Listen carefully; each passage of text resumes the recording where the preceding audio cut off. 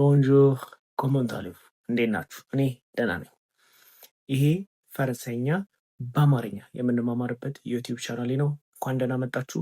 ቢያንቨር በባለፈው ቪዲዮ ስለ ግሶች ስለ አሌህ ግስ ተምረናል። እሱም በዚህ ቪዲዮ መጨረሻ ላይ አስቀምጥላችኋለሁ፣ ሄዳችሁት። አሁን ደግሞ ዛሬ የምንማረው የሚሆነው ስለ ፌር የሚባል ግስ ነው። ስለ ማድረግ ወይም ስለ መስራት የምንገልጽበት ማለት ነው። አሁን ወደ አረባቡ እንሄዳለን ወይም ኮንጁጌት እናደርገዋለን። ጀፌ ስል እኔ አደርጋለሁ ማለት ነው፣ ወይም እኔ እሰራለሁ ማለት ነው። ቱፌ ካልን ደግሞ አንተ ታደርጋለህ ወይም አንቺ ታደርጊያለሽ ማለት ነው። ኢልፌ ካልን ደግሞ እሱ ያደርጋለሁ፣ ኤልፌ ካልን ደግሞ እሷ ታደርጋለች ማለት ነው። አሁን ደግሞ ብዙ ስንሆን ምን እንላለን? ኑ ፌዞ እንላለን፣ እኛ እናደርጋለን ማለት ስንፈልግ። ወይም ደግሞ ቡ ፌት እንላለን፣ እናንተ ታደርጋላችሁ ወይም እርሱ ያደርጋሉ ማለት ስትፈልጉ ማለት ነው። ከዛ ደግሞ መጨረሻ ላይ ምን ይሆናል ማለት ነው?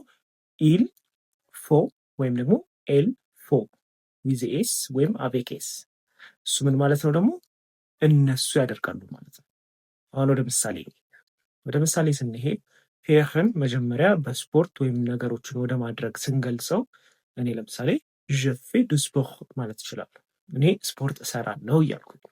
ወይም ደግሞ ጀፌ ዱ ቬሎ እኔ ሳይክል እነዳለሁ ማለት ነው። ከዛ ደግሞ ሌላ ዌዘሩን የአየሩን ሁኔታ መግለጽ ከፈለጋችሁ ምን ትላላችሁ መሰላችሁ? ኢልፌ ቦ ማለት ትችላላችሁ። የአየር ሁኔታው ቆንጆ ነው እያላችሁ ወይም ጥሩ ነው እያላችሁ።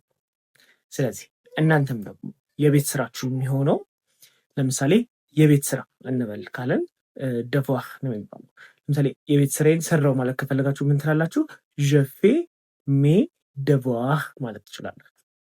ጀፌ ሜ ደቫር። ስለዚህ እናንተ የቤት ስራ የሚሆነው ዛሬ ኮመንት ላይ ትገቡና በትርፍ ጊዜያችሁ የምታደርጉትን ነገር ጀፌር ብላችሁ ጀፌ ብላችሁ ኮመንት ላይ ጽፉልኛላችሁ ማለት ነው።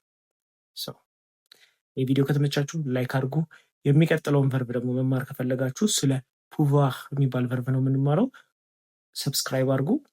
ከዛ በኋላ ደግሞ አንቲል ዘ ኔክስት ቪዲዮ ኦው ሪቯር።